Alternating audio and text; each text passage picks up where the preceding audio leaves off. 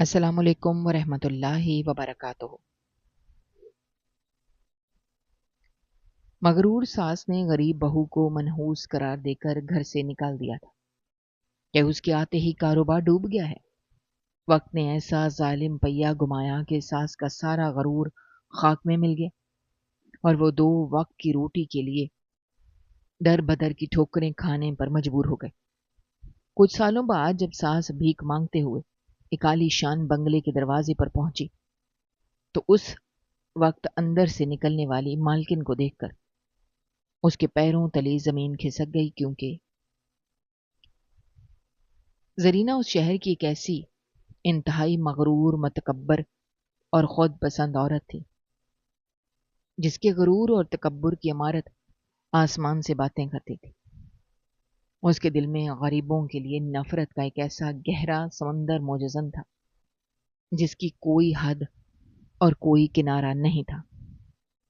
اس کے پاس بے پناہ دولت، بے حساب سونا، وسیع و عریض زرعی زمین تھی جن کی آمدنی نے اس کی آنکھوں پر ایک ایسی موٹی سیاہ پٹی باندھ رکھی تھی۔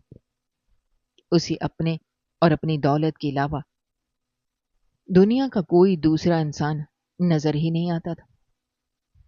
زرینہ کا ایک بہت بڑا اور عالیشان محل نما گھر تھا جس کے دروازے خالص لوہے اور قیمتی لکڑی سے بنے ہوئے تھے، جس کی دیواروں پر سونے کے پانی سے نقش و نگار بنائے گئے تھے۔ اس محل میں درجنوں خادم، نوکر اور کنیزیں دن رات اس کی خدمت میں ہاتھ باندھے اور سر جھکائے کھڑے رہتے تھے۔ ان خادموں کی مجال نہیں تھی کہ وہ زرینہ کی اجازت کے بغیر ایک قدم بھی اٹھا سکیں یا اس کی آنکھوں میں آنکھیں ڈال کر بات کر سکیں۔ زرینہ کا اکلوتا بیٹا کامران شہر کا ایک بہت بڑا اور انتہائی کامیاب تاجر تھا، جس کا کپڑے، ریشم اور قیمتی پتھروں کا کاروبار ملک کے کونے کونے اور سرحدوں کے پار تک پھیلا ہوا تھا۔ کامران کے تجارتی سامان جب شہر سے گزرتا تو لوگ ان کی شان و شوکت دیکھ کر دنگ رہ جاتے تھے۔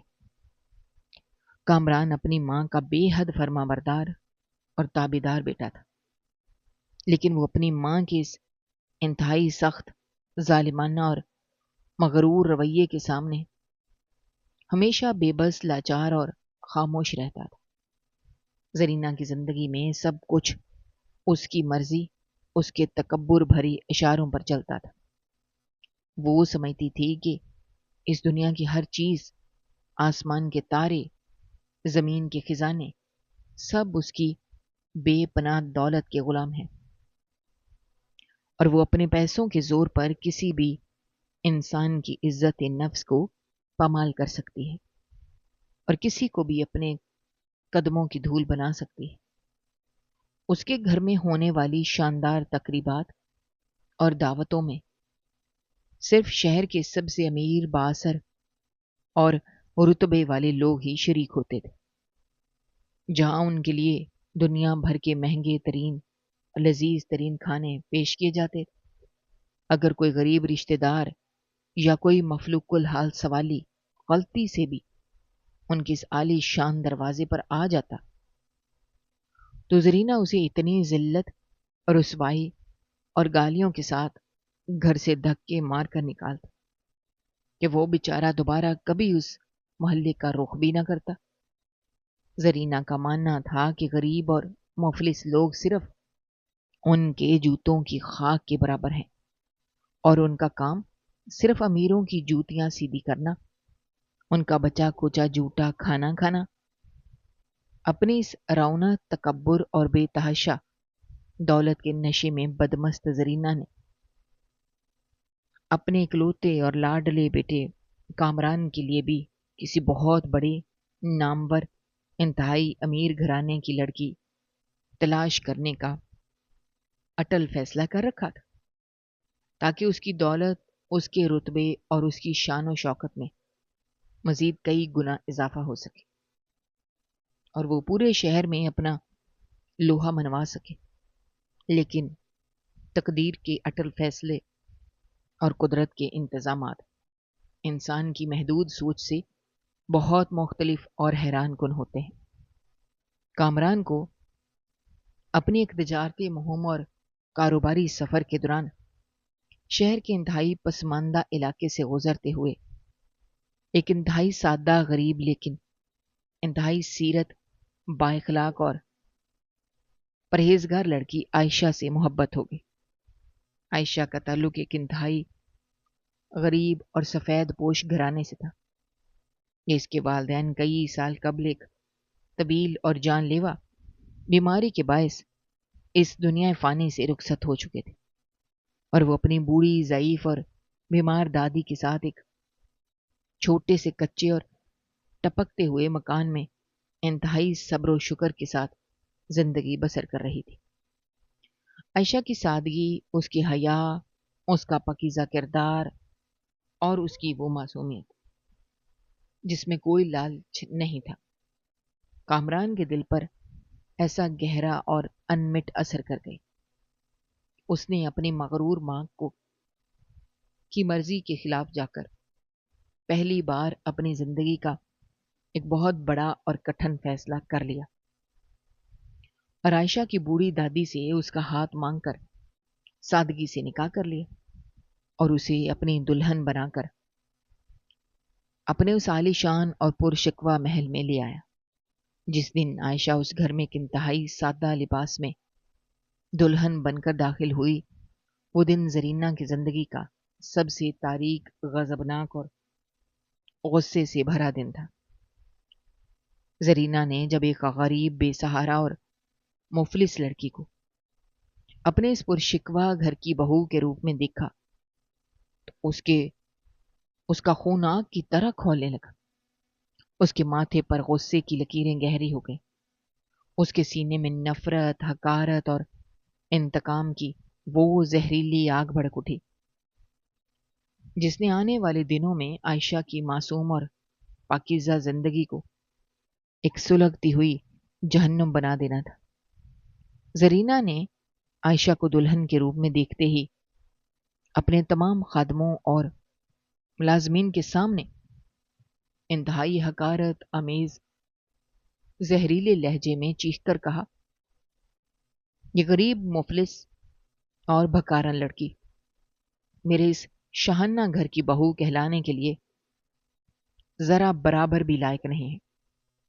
اس کے میلے اور غلیظ قدموں میں تو اتنی اوقات اور اتنی حیثیت بھی نہیں ہے کہ یہ میرے اس قیمتی چمکتے ہوئے فرش پر چل سکے۔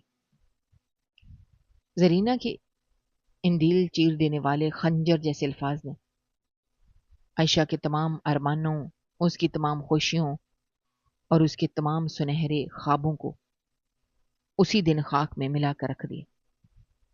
لیکن عائشہ کی انتہائی صابر، شکر گزار اور اللہ سے ڈرنے والی لڑکی تھی۔ اس نے اپنی ساس کی ان تمام تلخ، زہریلی اور دل دکھا دینے والی باتوں کو مکمل خاموشی اور صبر کے ساتھ برداشت کیے، اور اپنے دل میں پختہ ارادہ کیا کہ وہ اپنے دن رات کی خدمت، اپنی سچی محبت اور اپنی نیکی اور فرما برداری سے ایک دن اپنی اس مغرور، اس ظالم ساس کا پتھر جیسا دل ضرور جیت لے گی اور اس گھر میں اپنا مقام بنا لے گی۔ لیکن عائشہ اپنی معصومیت میں یہ نہیں جانتی تھی کہ تکبر اور بے پناہ غرور کے مارے ہوئے سیاہ دل کبھی محبت اور خدمت سے نہیں پگھلتے، اور ان میں صرف نفرت کا زہر پلتا ہے۔ اگلے ہی دن سے زرینہ نے عائشہ پر ظلم و ستم، جبر اور زیادتی کے وہ اونچے پہاڑ توڑنے شروع کر دیے جن کا تصور کر کے بھی کسی رحم دل انسان کی روح کانپ جاتی ہے اور دل خون کی آنسو رونے لگتا ہے۔ گھر میں درجنوں ہٹے کٹے ملازمین ہونے کے باوجود زرینہ نے گھر کا سارا کٹھن، بھاری اور تھکا دینے والا کام عائشہ کے کمزور کندھوں پر ڈال دیا۔ عائشہ صبح منہ اندھیرے فجر کی اذان کے وقت اٹھتی اور رات گئے تک ایک ادنا خادمہ اور باندی سے بھی بدتر حالت میں گھر کے انگنت کاموں میں جتی رہتی۔ وہ اپنے نازک اور نرم ہاتھوں سے پورے گھر کے وسیع و عریض فرش دھوتی، تمام ملازمین اور گھر والوں کے لیے لکڑیاں جلا کر کھانا بناتی، دیگچوں جیسے بڑے برتن صاف کرتی، سب کے میلے کپڑے دھوتی، جبکہ زرینہ سارا دن انتہائی قیمتی نرم صوفے پر بیٹھ کر اسے مسلسل تانے دیتی، اس کی غریبی کا مذاق اڑاتی، اس کے ہر کام میں بلا وجہ کیڑے نکالتی رہتی۔ زرینہ اسے ہر وقت منحوس، بدبخت اور بھکارن کہہ کر پکارتی، اور اس کے مرے ہوئے بے گناہ والدین کو بھی اپنی غلیظ گالیوں اور تانوں کا نشانہ بناتی۔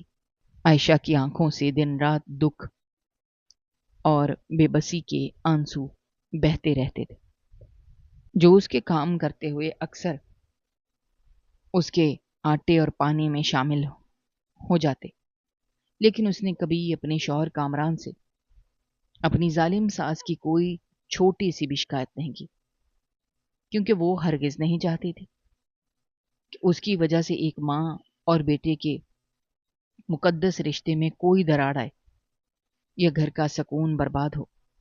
کامران اپنے وسیع کاروبار اور تجارتی مصروفیات میں اتنا زیادہ الجھا اور مصروف رہتا تھا، اسے گھر کے ان تلخ حالات، اپنی بیوی پر ہونے والے بدترین ظلم اور عائشہ کی اس خستہ حالی کی پوری طرح خبر ہی نہیں تھی، اور جب کبھی وہ عائشہ کو اداس، روتا ہوا اور تھکاوٹ سے نڈھال دیکھتا تو زرینہ فوراً کوئی نہ کوئی جھوٹی کہانی، کوئی مکرانہ عذر اور کوئی نیا فریب بنا کر کامران کو گمراہ کر دیتی اور سارا الزام الٹا عائشہ کی کاہلی پر ڈال دیتی۔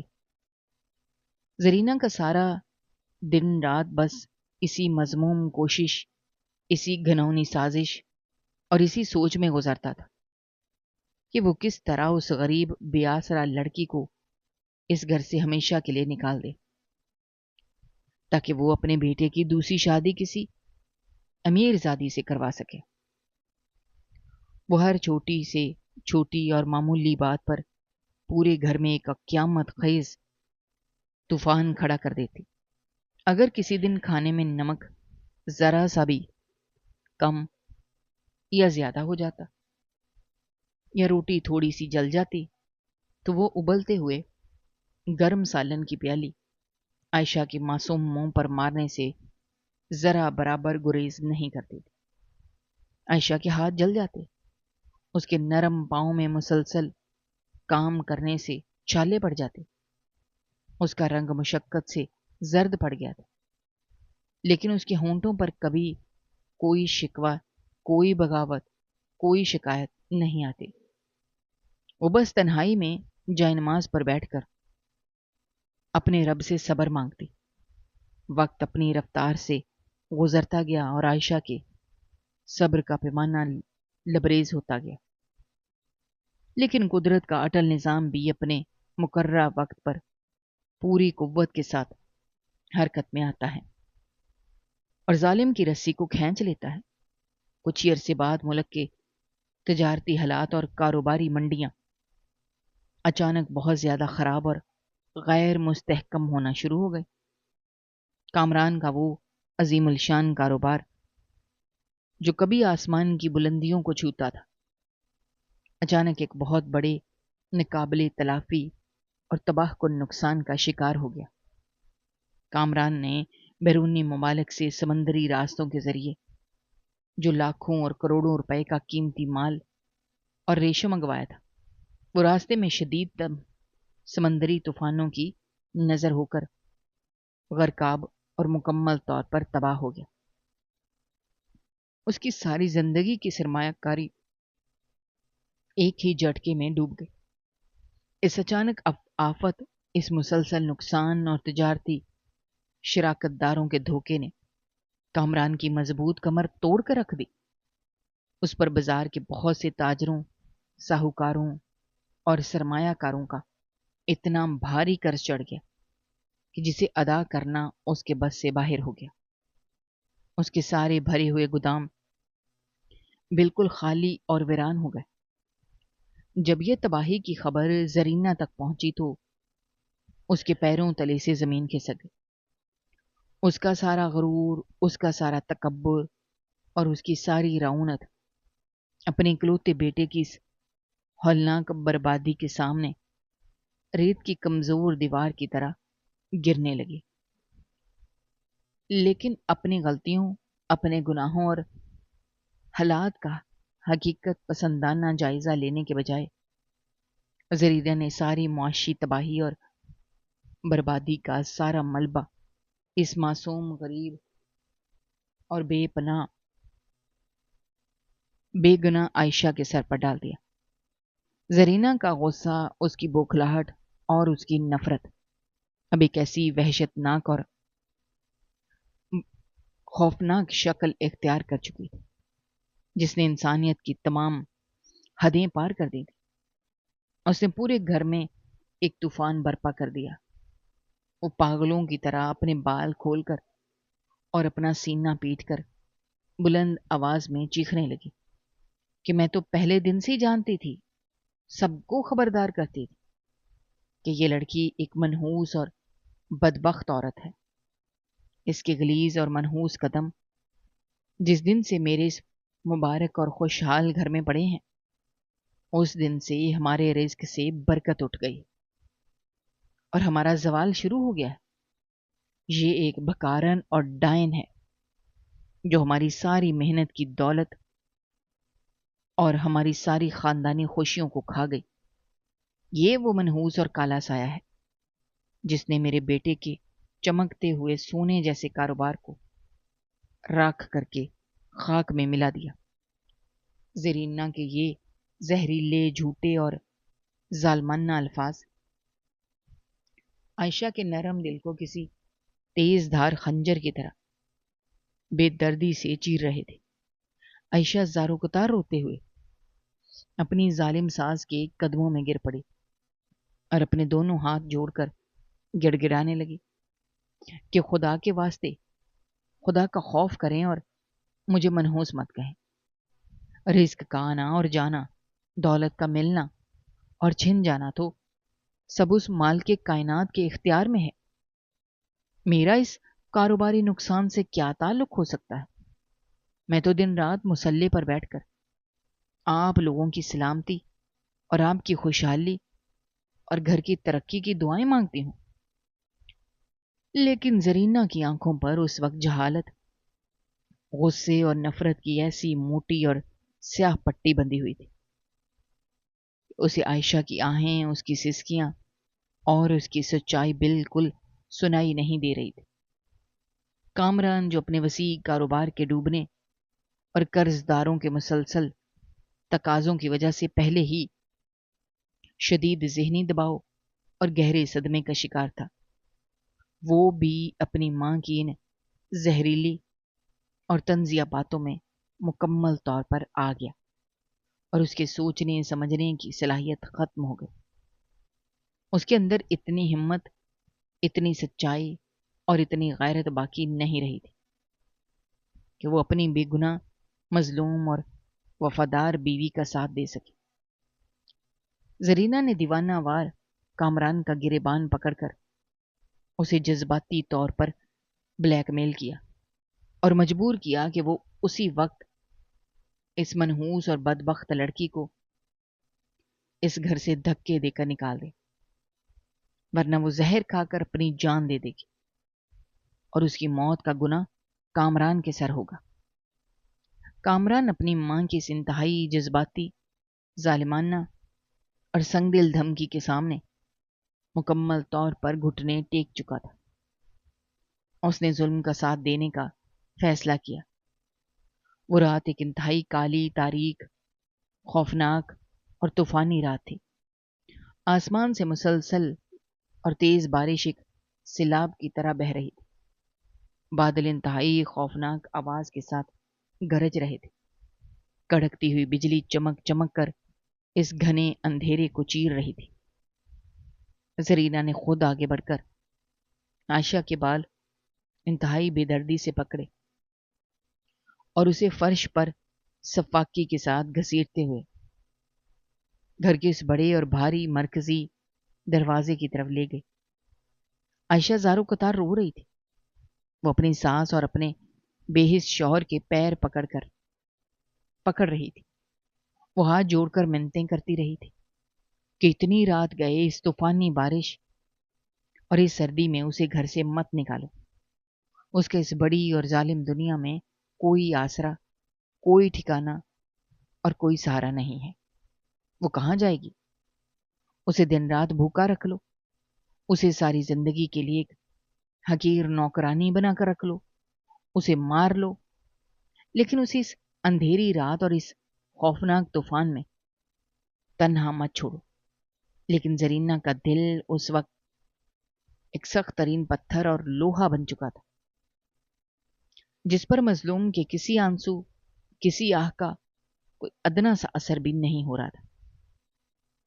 زرینہ نے عائشہ کو ایک زوردار اور بے رحم دھکا دیا، جس سے عائشہ بارش کے جمع شدہ پانی اور کیچڑ میں سڑک پر اوندھے منہ جا گرے، اور زرینہ نے انتہائی کڑکدار، تلخ اور ظالمانہ آواز میں چیخ کر کہا کہ جاؤ یہاں سے منحوس اور ڈائن عورت، آج کے بعد اس گھر کے دروازے تمہارے لیے ہمیشہ ہمیشہ کے لیے بند ہو چکے۔ تم جیسی بھکارن کی اصل جگہ سڑکوں کی دھول اور کچرے کا ڈھیر ہے، میرے اس محل میں نہیں۔ یہ کہہ کر زرینہ نے وہ بڑا اور بھاری دروازہ اتنی زور سے اور اتنی سفاکی سے بند کیا کہ اس کی آواز بادلوں کی گرج میں بھی پورے محلے کو سنائی دی۔ عائشہ ساری رات اس بند اور بے رحم دروازے کے باہر اس کیچڑ میں پڑی سردی سے کانپتی اور روتی رہی۔ اس نے تیز بارش میں بھیگتے ہوئے آسمان کی طرف دیکھا اور اپنے رب سے اپنی بے گناہی اور اپنی مظلومیت کا رو رو کر انصاف مانگا۔ پھر وہ اپنے آنسو پونچھتی ہوئی اپنے گیلے اور پھٹے ہوئے کپڑوں کو سمیٹتی ہوئی اس طوفانی رات کے گہرے اندھیرے میں کہیں دور نامعلوم منزل کی طرف گم ہو گئی۔ اس رات عائشہ کے نکلنے کے بعد زرینہ نے ایک انتہائی گہری اور سکون کی سانس لی۔ اس کا یہ باطل خیال تھا کہ اب اس گھر سے نحوست کا وہ کالا سایہ ہمیشہ کے لیے ختم ہو گیا ہے، اور اب اس کا اکلوتا بیٹا دوبارہ سے دن دگنی اور رات چگنی ترقی کرے گا، اور ان کی کھوئی ہوئی دولت دوبارہ واپس آ جائے گی۔ لیکن زرینہ اپنے تکبر میں یہ بھول چکی تھی کہ مظلوم کی درد بھری آہ جب رات کے پچھلے پہر سیدھی آسمان کے دروازے تک پہنچتی ہے اور عرش کو ہلا دیتی ہے، تو پھر ظالم کے لیے اس دنیا میں بچنے کا کوئی راستہ اور کوئی جائے پناہ باقی نہیں رہتی۔ عائشہ کے جانے کے بعد ان کے حالات ٹھیک ہونے کے بجائے مزید خوفناک، بدترین اور سنگین ہوتے چلے گئے۔ کامران کے ڈوبتے ہوئے کاروبار میں جو تھوڑی بہت آخری جان باقی تھی، وہ بھی مکمل طور پر ختم ہو گئے۔ جن بڑے تاجروں اور ساہوکاروں سے اس نے خطیر قرض لیا تھا، انہوں نے عدالت میں مقدمے درج کروا دیے۔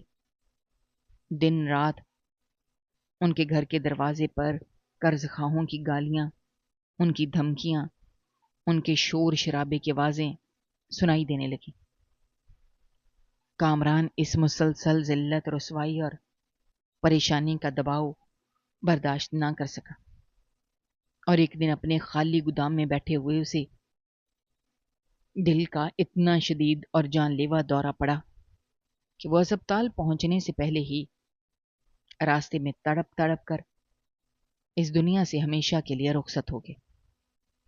جوان اور اکلوتے بیٹے کی اس اچانک اور دردناک موت نے زرینہ کی دنیا مکمل طور پر اجاڑ کر رکھ دی۔ اس کا وہ سارا غرور، اس کا وہ فرعونی تکبر اور اس کی وہ ساری رعونت ایک ہی لمحے میں راکھ کا ڈھیر بن گئی۔ بیٹے کی موت کے چند دن بعد ہی عدالت کے سخت احکامات کے مطابق ان کا وہ عالی شان اور شاہانہ محل نما گھر کا سارا قیمتی فرنیچر اور سامان قرض خواہوں نے کوڑیوں کے بھاؤ نیلام کر دیا، اور زرینہ کو اسی بڑے اور بھاری دروازے سے انتہائی بے دردی سے دھکے مار کر اور گھسیٹ کر باہر نکال دیا گیا، جس دروازے سے اس نے کچھ عرصہ قبل ایک مظلوم اور بے گناہ عائشہ کو نکالا تھا۔ وقت نے اپنا ایسا ظالم، بے رحم اور عبرت ناک پہیہ گھمایا کہ وہ زرینہ جو کبھی ریشم اور مخمل کے نرم بستروں پر سوتی تھی، جس کے ایک ادنا اشارے پر درجنوں خادم اور کنیزیں دوڑتے تھے، آج وہ کھلے آسمان کے نیچے سڑک کی دھول اور مٹی میں بے بسی سے بیٹھی تھی۔ اس کے پاس نہ سر چھپانے کی کوئی جگہ تھی، نہ سردی سے بچنے کے لیے پہننے کے لیے اچھے کپڑے تھے، نہ ہی پیٹ بھرنے کے لیے کوئی سوکھا لقمہ تھا۔ اس کے وہ تمام امیر اور بااثر رشتے دار جو کل تک اس کی دولت کے لمبے چوڑے قصیدے پڑھتے تھے اور اس کی ہر دعوت میں سب سے آگے ہوتے تھے، آج انہوں نے اسے پہچاننے سے بھی صاف انکار کر دیا تھا اور اپنے دروازے اس پر بند کر لیے تھے۔ زرینہ کا سارا غرور خاک میں مل چکا تھا۔ اب وہ 2 وقت کی سوکھی روٹی اور پانی کے گھونٹ کے لیے در بدر کی ٹھوکریں کھانے پر مجبور ہو چکی تھی۔ اس کی بقیہ زندگی کا ہر نیا دن ایک نئی اذیت، ایک نئی رسوائی اور ایک نیا عذاب لے کر آتا تھا۔ وہ شہر کی گلیوں، سڑکوں اور چوراہوں پر بھیک مانگتی پھرتی، لوگ اسے دھتکار دیتے، کوئی اسے پاگل سمجھ کر پتھر مارتا، کوئی اس کی خستہ حالی اور اس کے گندے کپڑوں کا مذاق اڑاتا۔ سردیوں کی وہ ٹھٹھرتی اور جمتی ہوئی راتیں ہوں یا گرمیوں کی آگ برساتی اور جھلسا دینے والی دوپہریں، زرینہ کے پاؤں میں نہ کوئی جوتے تھے، نہ ہی اس کے کمزور جسم پر پورے کپڑے۔ بھوک اور مسلسل پیاس نے اس کے بھرے ہوئے جسم کو ایک سوکھا ہوا ہڈیوں کا ڈانچہ بنا دیا۔ اس کی وہ مغرور آنکھیں جن میں کبھی بے پناہ دولت کا غرور اور تکبر چمکتا تھا، اب ان میں صرف حسرت، بے بسی اور موت کی بھیک نظر آتی۔ وہ جب بھی کسی کے آگے ہاتھ پھیلاتی اور کوئی اسے جھڑک دیتا، اسے وہ ظالمانہ اور طوفانی رات شدت سے یاد آ جاتی جب عائشہ نے اس کے آگے اسی طرح رو کر ہاتھ پھیلائے تھے اور اس نے اسے دھکے مار کر نکال دیا تھا۔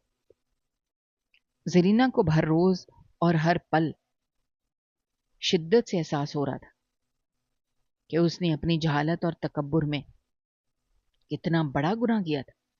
قدرت اس سے اس مظلوم لڑکی کی آہ کا کتنا سخت اور عبرتناک انتقام لے رہی ہے۔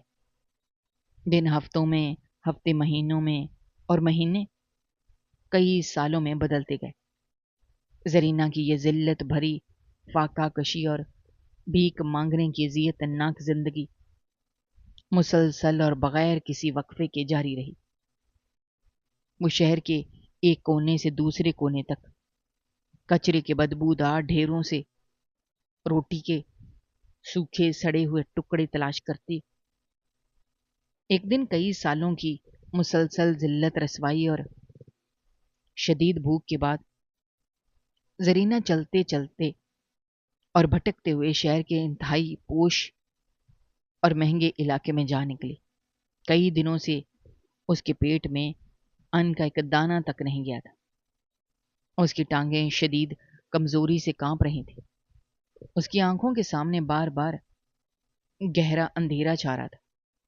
وہ بھوک کی شدت سے مکمل طور پر نڈھال ہو کر ایک انتہائی شاندار، پرشکوہ اور عالی شان بنگلے کے بڑے اور خوبصورت لوہے کے دروازے کے پاس جا کر گر پڑی۔ اس بنگلے کے شان و شوکت اس کی سجاوٹ اور اس کی عمارت بالکل ویسی ہی تھی جیسے کبھی زرینہ کے اپنے پرانے محل کی ہوا کرتی تھی۔ زرینہ نے اپنی کانپتی ہوئی سوکھی ہوئی انگلیوں سے اس عالی شان بنگلے کے دروازے کو سہارا بنا کر بمشکل اٹھنے کی ناکام کوشش کی اور اپنی انتہائی کمزور اور ٹوٹی ہوئی درد بھری آواز میں صدا لگائی کہ خدا کے نام پر اس غریب اور بھوکی بڑھیا کو کچھ کھانے کو دے دو، میرا پیٹ کئی دنوں سے خالی ہے، خدا تمہارے اس محل کو ہمیشہ آباد رکھے، تمہیں ہر مصیبت سے بچائے۔ زرینہ کی یہ درد بھری اور انتہائی کمزور صدا اس بنگلے کے وسیع و عریض اور پرسکون صحن میں گونجی۔ اسی وقت اس عالیشان بنگلے کا وہ بھاری اور نقش و نگار والا دروازہ آہستہ سے کھلا۔ زرینہ نے بھوک اور نکاہت سے دھندلائی ہوئی آنکھوں سے دیکھا کہ اندر سے اس بنگلے کی مالکن باہر آ رہی ہے۔ زرینہ نے پھیلے ہوئے کانپتے ہاتھوں کے ساتھ اس مالکن کے چہرے کی طرف امید بھری نظریں اٹھائی، اور جیسے ہی اس مالکن کا نورانی چہرہ زرینہ کی نگاہوں کے سامنے مکمل طور پر واضح ہوا، زرینہ کے دل کی دھڑکنیں ایک لمحے کے لیے بالکل رک گئی۔ اس کی آنکھیں حیرت، صدمے اور شدید خوف کے مارے پھٹی کی پھٹی رہ گئیں۔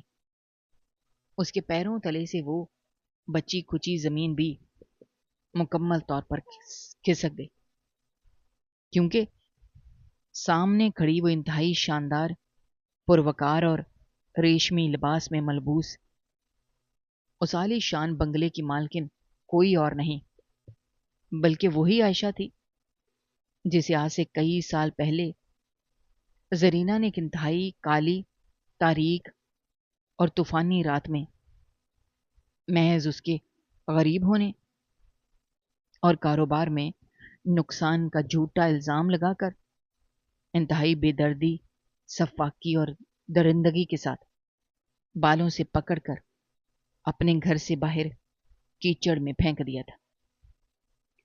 عائشہ کو اس شاہانہ اور ملکہ جیسے روپ میں دیکھ کر زرینہ کے دماغ کی رگیں جیسے پھٹنے لگی۔ اس کا سارا وجود ایک سوکھے ہوئے پتے کی طرح شدت، خوف اور شدید ندامت سے کانپنے لگا۔ اس کی وہ آنکھیں جو بھوک اور پیاس کی وجہ سے موت کی دہلیز پر پہنچ چکی تھیں، ان میں اب ایک ایسا گہرا، ناقابل بیان صدمہ تھا جسے الفاظ میں ڈھالنا ناممکن تھا۔ زرینہ کو ایسا لگا جیسے کسی نے اس کے دل پر کوئی بہت بھاری ہتھوڑا مار دیا ہو۔ اس کی سانسیں اس کے گلے میں بری طرح اٹک گئیں اور اس کا منہ کھلے کا کھلا رہ گیا۔ وہ جس لڑکی کو ساری زندگی بکارن، منحوس اور اپنے جوتوں کی خاک سمجھتی رہی، آج وہی لڑکی اس کے سامنے ایک ایسی عظیم الشان اور بے پناہ دولت کی مالکن بن کر کھڑی تھی جس کی چمک اور شان و شوکت کے سامنے زرینہ کا اپنا گزرا ہوا محل بھی انتہائی حقیر اور معمولی لگ رہا تھا۔ عائشہ نے انتہائی قیمتی اور نفاست سے سلا ہوا لباس پہن رکھا تھا، اس کے گلے میں ہیروں کا چمکتا ہوا ہار تھا۔ اس کے چہرے پر ایسا روحانی نور، ایسا سکون اور ایسا وقار تھا جو صرف ان لوگوں کے چہروں پر ہوتا ہے جنہیں قدرت اپنے خاص فضل اور کرم سے نوازتی ہے، جن کا دل حسد اور تکبر سے پاک ہوتا ہے۔ زرینہ کو اپنا وہ سارا ظالمانہ ماضی ایک بھیانک فلم کی طرح اپنی آنکھوں کے سامنے چلتا ہوا محسوس ہونے لگا۔ اسے یاد آیا کیسے اس نے اس معصوم لڑکی کو ٹھوکریں ماری تھی، کیسے اسے گرم سالن سے جلایا تھا، کیسے اسے طوفانی رات میں مرنے کے لیے سڑک پر لاوارث چھوڑ دیا تھا۔ زرینہ کا ضمیر جو پچھلے کئی سالوں کی ذلت اور بھوک نے پوری طرح جگا دیا تھا، अब उसे अंदर से बुरी तरह नोचने और काटने लगा। वो शर्म और नदामत के इतने गहरे समुंदर में डूब गई। उसकी टांगों ने मजीद उसके कमजोर जिस्म का बोझ उठाने से मुकम्मल तौर पर इनकार कर दिया और वो आयशा के कदमों में एक बेजान लाश की तरह बेहोश होकर गिर पड़ी। आयशा ने जब अपने बंगले के दरवाजे पर इस इंतहाई खस्ता हाल, बूकी और मैले कुचैले कपड़ों में मलबूस बुढ़िया को गिरते हुए देखा तो उसका नरम दिल, हमदर्द दिल तड़प उठा। उसने फौरन आगे बढ़कर उस बुढ़िया को सहारा देने की कोशिश की, लेकिन जैसे ही आयशा की नजर उस बुढ़िया के चेहरे पर पड़ी, वो भी एक लम्हे के लिए पत्थर की तरह साकत हो गई। आयशा की आंखों में शदीद हैरत और बेयकीनी के बादल छा गए। वो इस चेहरे को कैसे भूल सकती थी जिसने उसे जिंदगी के सबसे गहरे और तकलीफदेह जख्म दिए थे। ये वही जरीना थी जिसका गरूर कभी आसमान से बातें करता था, जिसकी कड़कदार आवाज से पूरे घर के मुलाजमीन थर थर कांपते थे, जिसने आयशा की जिंदगी को एक सुलगती जहन्नुम बना दिया था। लेकिन आज इस जरीना की ये इंतहाई बुरी और इबरतनाक हालत देखकर आयशा के दिल में कोई इंतकाम, कोई गुस्सा या कोई नफरत पैदा नहीं हुई, बल्कि उसके बरक्स आयशा की आंखों से आंसुओं का एक ना रुकने वाला सिलाब उबल पड़ा। उसे अपने इस जालिम सास की ये दर्दनाक और इबरतनाक हालत देखकर इंतहाई शदीद दुख हुआ। आयशा जो कि इंतहाई नेक, साबिर और खुदा तरस औरत थी, उसने अपने दिल में मौजूद पुराने जख्मों को एक तरफ रखा और फौरन अपने मुलाजमीन को बुलंद आवाज में पुकारा।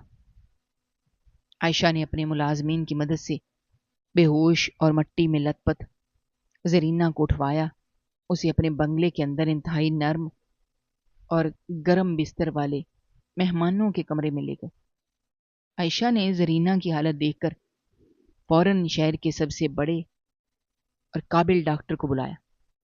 डॉक्टर ने मुआयना करने के बाद बताया कि इस बूढ़ी औरत के जिस्म में शदीद कमजोरी, फाका कशी और सर्दी की वजह से जान निकल रही है।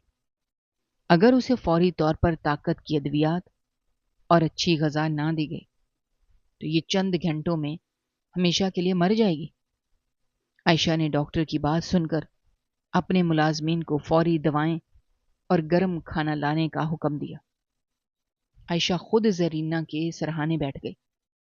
उसने अपने रेशमी दुपट्टे से जरीना के चेहरे पर लगी हुई सड़क की धूल और मट्टी को इंतहाई प्यार और शफकत से साफ करना शुरू किया।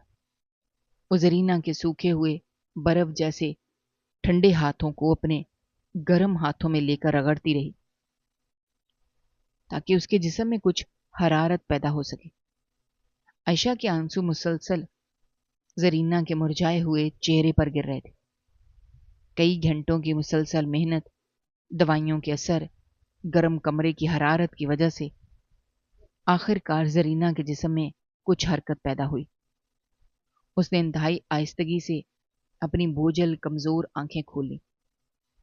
आंखें खोलते ही जब जरीना ने खुद को इंतहाई शानदार और पुरतइश कमरे में पाया, जहां मखमल के पर्दे, नर्म बिस्तर और कीमती फानूस मौजूद थे, उसे लगा शायद वो भूख से मर चुकी है और किसी और दुनिया में पहुंच गई है। लेकिन जैसे ही उसकी नजर अपने सरहाने बैठी आयशा पर पड़ी, जो उसके सर पर इंतहाई मोहब्बत से हाथ फेर रही थी, जरीना के दिल में एक ऐसा जलजिला आया जिसने उसकी रूह तक को हिलाकर रख दिया। जरीना को एहसास हुआ कि वो जिंदा है और उसी लड़की के महल में है जिसे उसने कभी अपने घर की चौखट पर बैठने के काबिल भी नहीं समझा था। जरीना की आंखों से शर्मिंदगी, नदामत और शदीद पछतावे के गर्म आंसू एक झरने की तरह बहने लगे। اس نے اپنے کمزور کانپتے ہوئے ہاتھوں سے اپنا منہ چھپا لیا اور دھاڑے مار مار کر چھوٹے بچے کی طرح رونے لگی۔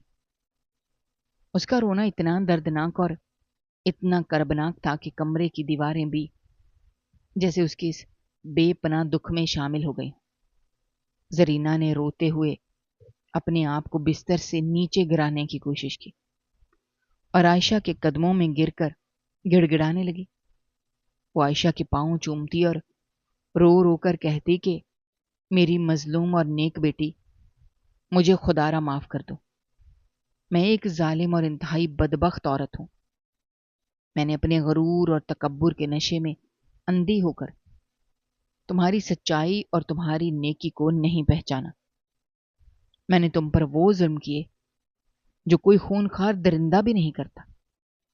میں نے تمہیں اس کالی رات میں گھر سے نکال کر جو عظیم گناہ کیا تھا، آج قدرت نے مجھے اس کی ایسی عبرتناک سزا دی ہے کہ میں ساری دنیا کے سامنے ایک عبرت کا نشان بن گئی ہوں۔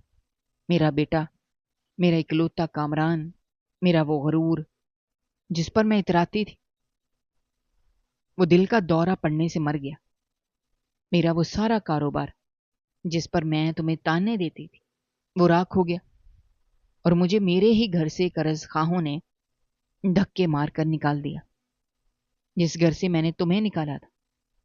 میں نے پچھلے کئی سال سڑکوں پر آوارہ کتوں کی طرح دھکے کھاتے ہوئے گزارے۔ میں نے کچرے کے ڈھیروں سے جھوٹی روٹیاں اٹھا کر کھائی ہیں۔ مجھے دنیا نے پاگل سمجھ کر پتھر مارے ہیں۔ میری یہ حالت میرے ان غلیظ اور سیاہ گناہوں کا سچا کفارہ ہے جو میں نے تمہارے ساتھ کیے تھے۔ زرینہ کے دل چیر دینے والے انکشافات اور کامران کی موت کی خبر سن کر عائشہ کے دل پر گہرا اور تکلیف دہ صدمہ گزرا۔ وہ کامران سے سچی محبت کرتی تھی۔ اس کی موت کا سن کر عائشہ پھوٹ پھوٹ کر رونے لگی، لیکن عائشہ نے زرینہ کو اپنے قدموں سے اٹھایا اور اسے دوبارہ بستر پر بٹھا کر انتہائی نرمی اور روتے ہوئے لہجے میں کہا، آپ ایسا مت کریں، آپ میری ماں کی جگہ ہیں۔ میں نے آپ کو اس دن بھی دل سے معاف کر دیا تھا جس دن میں اس اندھیری رات میں آپ کے گھر سے نکلی تھی۔ میرا ایمان ہے کہ جو کچھ بھی ہوتا ہے وہ اس رب کی طرف سے ہوتا ہے۔ اپنے بندوں کو جس حال میں بھی رکھے، اس میں کوئی نہ کوئی بہتری ضرور چھپی ہوتی ہے۔ زرینہ روتے ہوئے عائشہ کا چہرہ دیکھ رہی تھی، انتہائی حیرت سے پوچھ رہی تھی، بیٹی تم اس مقام تک کیسے پہنچی؟ تم نے تو اس رات موت کے منہ میں قدم رکھا تھا، پھر تم اس قدر دولت اور اتنے بڑے بنگلے کی مالکن کیسے بن گئی؟ عائشہ نے گہری اور دکھ بھری سانس لی۔ اس کی آنکھوں میں اس طوفانی رات کا بھیانک منظر دوبارہ سے زندہ ہو گیا۔ اس نے اپنے آنسو صاف کرتے ہوئے زرینہ کو اپنی زندگی کے اس کٹھن طویل سفر کی داستان سنانا شروع کی جو اس رات کے بعد سے شروع ہوا تھا۔ عائشہ نے انتہائی دھیمی اور پرسکون آواز میں بتایا کہ جس رات آپ نے مجھے اس طوفان میں گھر سے نکالا تھا اور میری زندگی کی سب سے بھیانک اور خوفناک رات تھی، میں سڑکوں پر کیچڑ میں لت پت روتی ہوئی اندھا دھند بھاگ رہی تھی۔ مجھے کچھ نظر نہیں آ رہا تھا کہ میں کہاں جا رہی ہوں۔ سردی اور بارش نے میرے جسم کو برف کی طرح سون کر دیا تھا اور بھوک سے میرے پیٹ میں آگ لگی ہوئی تھی۔ میں کئی گھنٹوں تک سڑک پر بھٹکتی رہی، یہاں تک کہ تھک کر ایک بس اڈے کے قریب ایک پرانی ٹوٹی ہوئی دکان کے شیڈ کے نیچے بے ہوش ہو کر گر پڑی۔ مجھے لگا یہ میری زندگی کا سفر یہیں ختم ہو جائے گا اور میں اس سردی میں سکڑ کر مر جاؤں گی، لیکن اس رب نے میری تقدیر میں کچھ اور ہی لکھا تھا۔ اگلی صبح جب میری آنکھ کھلی، میں نے خود کو انتہائی چھوٹے سے غریب سے کمرے میں پایا جہاں ایک بوڑھی اور انتہائی نیک دل عورت میرے ماتھے پر گرم پٹیاں رکھ رہی تھی۔